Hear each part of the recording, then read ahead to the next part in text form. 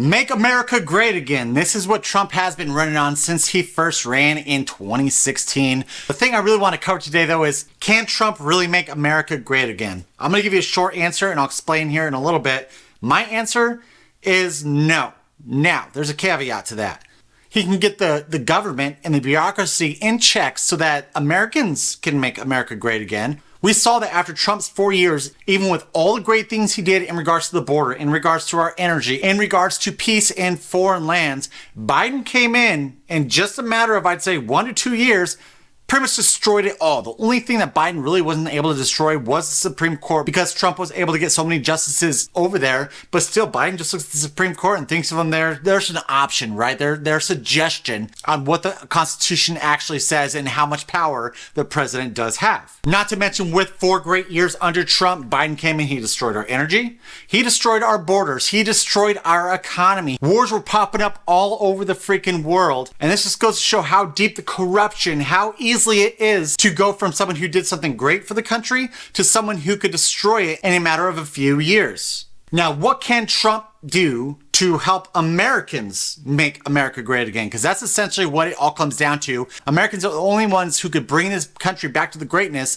that it seems to have lost over these last couple decades. But Trump needs to come back in here, and I think over everything, he needs to reduce the size of the federal government by a ton, because we are seeing so much corruption, we are seeing so much bureaucracy that it is always overarching any elected official, and that is not what the founders initially intended. So the good thing with Trump being in the first 4 years, he has kind of seen the back end of this where he's like, all right, cool. I see where I missed some things, where I really didn't touch on a few of these things to really clean out that swamp. So now he can come in and really dedicate himself into doing that. The one big problem that I've always had about Trump, and a big reason why I did endorse DeSantis during the primary, is the fact that DeSantis knows who to hire in the right positions to get the job done. Where Trump is proven, I mean, there's a lot of times that the people that he hires, they end up defying him, turning against him. And so he does have a huge HR problem where he is not hiring the correct people.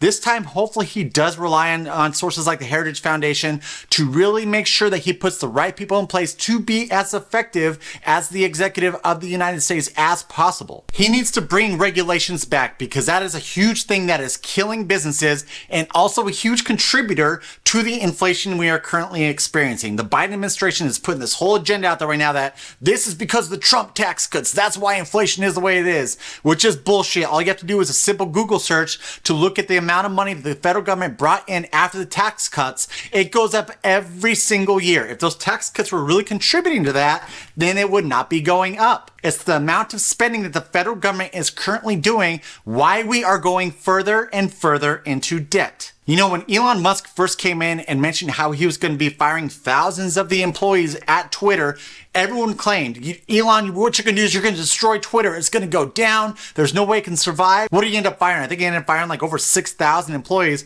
And now Twitter's doing pretty damn good. They had to lean out a little bit. This is what we have to do with the federal government, because they are so bloated. They are in every single person's lives in every single way. They need to get back to what they are initially created to do. Trump also needs to get this southern border in place. Also, with the southern border, it really leads into what I'm talking about how Americans can make America great again. Trump needs to get energy underway. And I honestly, I do not know the answer to this, but we need to set something in place so that if Trump does drill, he gets the production of energy skyrocketing. We need to make sure that the next person that comes in, if it is another tyrant like Joe Biden, they aren't able to rescind all those things. I don't know the answer to these things. I do not, but there needs to be a way so that the next guy that comes in can't just come in and completely obliterate all the great things the prior guy did do. Real quick, guys, I will get back into this conversation, but first things first, if you do love this content or if you do want to follow along, kind of see what I ramble about in any future events to come, do me a huge favor and hit that subscribe button, maybe give me a thumbs up, notification bell, that way you're notified every single time that I put out a new video. Let's get back to this topic right now. And of course, he needs to make sure that we are the strongest country in the world in regards to our military, that we are not laughed at. Right now, I'm in Florida. Guess what? We've got a Russian submarine in the waters right off of our shores right now. The only reason they are doing that is because they know how weak Joe Biden is. They look at our military with all these transgender officers and they are laughing at us. They they do not respect the United States of America, that's what Trump can do. He could bring respect back to the United States of America. Now let's go ahead and break into how Americans can make America great again. The biggest thing that is bringing us down right now is our culture. The culture of America is not what it was that made America so great. We are sheepish now. We are telling men that it is hypermasculinity if you act like an actual man in a relationship. We are telling boys that they can be girls when they're under the age of 18. All this ridiculousness. We're putting transgender strip dancers up on a pedestal as if they're heroes in America. That is not us. The culture of America is disintegrating right now, and there are too many Americans who are sitting back and just allowing it to happen, not really talking about it.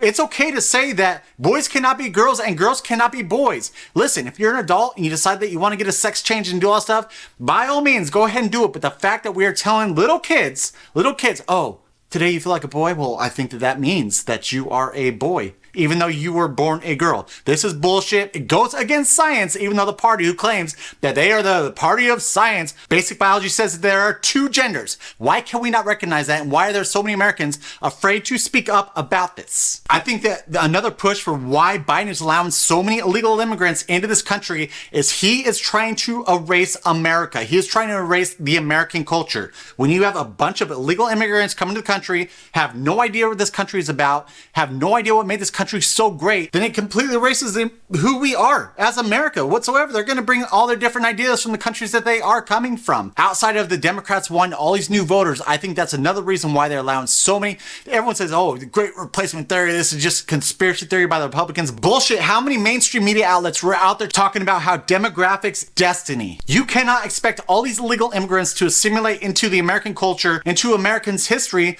when we don't even know who the hell they are. Also, we have got to get these colleges under check. If they are teaching anti-American sentiment to these students, like we are seeing with these pro-Palestine, pro-Hamas protesters right now, who are ruining our monuments, contributed to our heroes who served in war. They fought and died for us so that we could have freedom. Why are these colleges brainwashing them to think that they are the bad people? The American culture is disintegrating in front of our eyes right now, and just Americans are standing back and just watching it. You know, there's a thing on Twitter right now talking about how all these people record, people getting attacked, robbed, and everything in the streets, and they're just sitting there recording, and everyone's like, dude, why don't you jump in and help that person out? Instead, you're going to record it, hoping the video goes viral or something like that. That's what we're doing. We're sitting back. I remember when the student loan bailout first started happening, a good friend of mine, he's like, well, why do I care? I mean, some people are going to get their student loans forgiven. Okay, but then you want to sit here and complain about the debt. You want to sit here and complain about all these different things. Guess what? Forgiving those student loans for people who should be paying back their loans is going to add to that debt. It will further inflation. So where this all leads to is, no, Trump cannot make America great again. But he can set the federal government on a path to allow Americans to make America great again. We need to make sure that we are talking to our neighbors. We need to make sure that we are communicating. We need to make sure that we are standing up, which is a big reason why I started this channel. I got sick of sitting back, doing my own thing. I needed to speak out. The only question is, will Americans do it? Or have they been trained so much to sit down and shut up that they're just going to allow this country to be taken over, where America the Great, it was a thing of the past, something that we potentially read about in the future history books. I don't know. It depends on whether or not the Democrats have their way of erasing our history about what makes this country so great. Thank you so much for watching, guys. I greatly appreciate it. Today was definitely a rant. If you do like this channel, please make sure you follow along, maybe give me a thumbs up, and I will catch you on the next one.